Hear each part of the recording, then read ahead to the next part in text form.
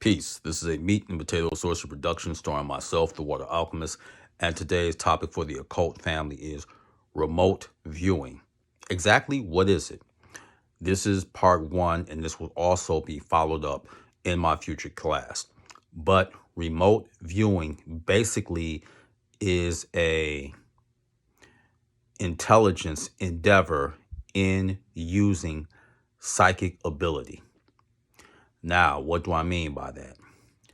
As many know, when you get away from distractions like so-called reality TV shows or who's the so-called GOAT, is it LeBron James or Michael Jordan? What you have to realize is that the military and the intelligence community have been using certain psychics to make sure that their enemies can be taken care of. This goes all the way back. The first remote viewing was in 1977. And the reason that the United States had to get on board with this, they piggybacked off of what Russia was doing. And there was a astrologer and a psychic that had coined the term remote viewing. This is when you basically are using science and to take being clairvoyant to the next level. And they've been doing this for so long. So basically, what happens with remote viewing is that you tap into all the five senses, you use a template, and then you anticipate where the individual is at and what they're doing. This is what you're doing. And you will say, okay, you draw out the template and you say, if you're right brain, if you're a thinker like that, you don't stay within the so-called box. If you're left brain, you do. And the thing is that the Department of Defense, they were the ones that really were on board with the project, but they always tried to discourage it. And one thing that got in the way of that is when Nancy Reagan, who was the wife of President Ronald Reagan, was consulting an astrologer for things that would happen to her husband and when he should have meetings with Gorbachev, etc. The name of that psychic is Joan Quigley. That's the name of the psychic. And she had talked about this. So they've been using the occult to take them to the next level. This is what they've been doing. So it's basically just tapping into psychic ability. This is what it's doing.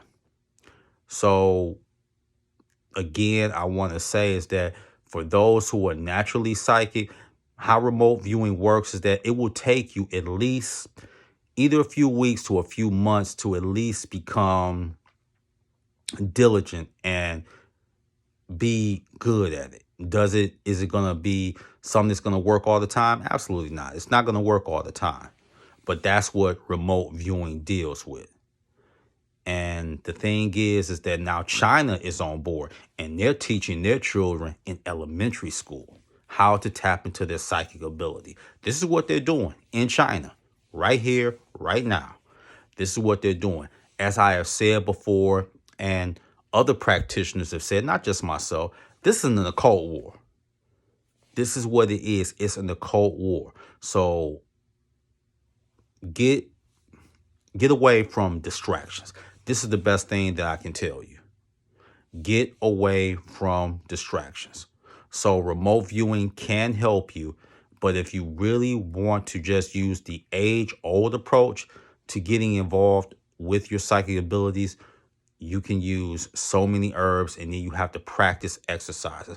Mugwort is very good. That's good. And also, if you just want to deal with other herbs, you can do that, but consult your doctor first. But basically, that is remote viewing first. You have a bunch of exercises that you do. And there was an individual from the military, Lieutenant Ames, that worked, and he was teaching remote viewing. And one thing about it, when remote viewing was going on, when it was popular, because one of the last programs was Operation Stargate. This happened from 1990 to 1995. if anyone who got classification revealed any secrets about remote viewing and how they were working with psychics, that was punishable up to 10 years and a $10,000 fine. That's what it was. So that is what remote viewing is. It is a skill. And like anything else, is it without failure? No, it's not without failure, but it can be done. So with that, that is your meat and potato sorcery for the day. I am the Water Alchemist. Be water, my friends. Peace.